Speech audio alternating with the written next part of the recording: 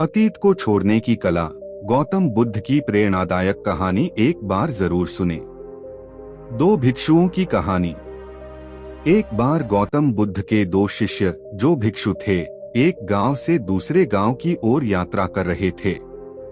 उनके रास्ते में एक नदी पड़ी।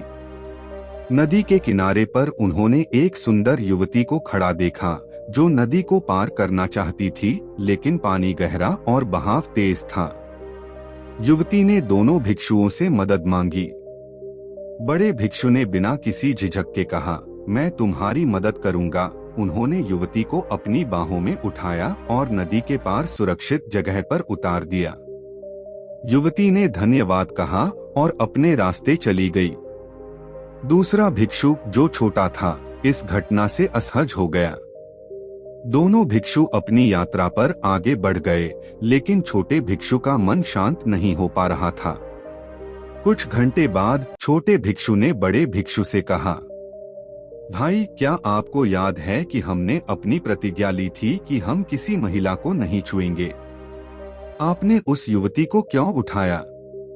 आपने हमारी प्रतिज्ञा का उल्लंघन किया है।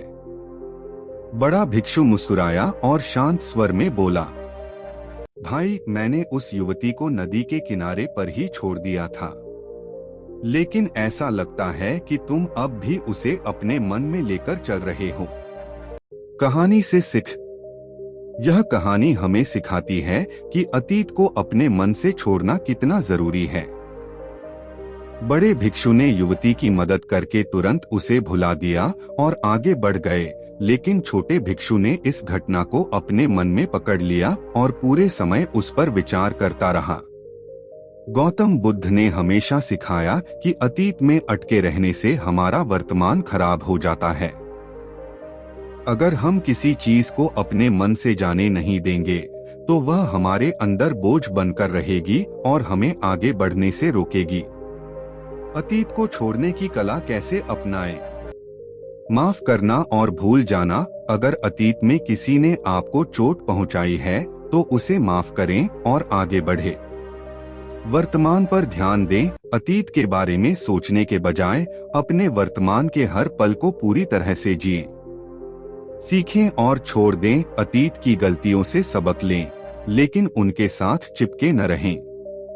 मन को शांत करें। ध्यान और प्राणायाम के माध्यम से अपने मन को शांत करें और नकारात्मक विचारों को बाहर निकालें। अतीत को पकड़कर रखने से हमारा जीवन तनावपूर्ण और बोझिल हो जाता है।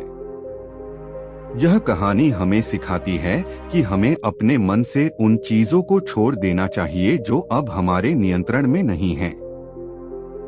जैसे बड़े भिक्षु ने युवती को नदी के किनारे ही छोड़ दिया, वैसे ही हमें भी अपने अतीत के बोझ को छोड़कर अपने जीवन को हल्का और आनंदमय बनाना चाहिए।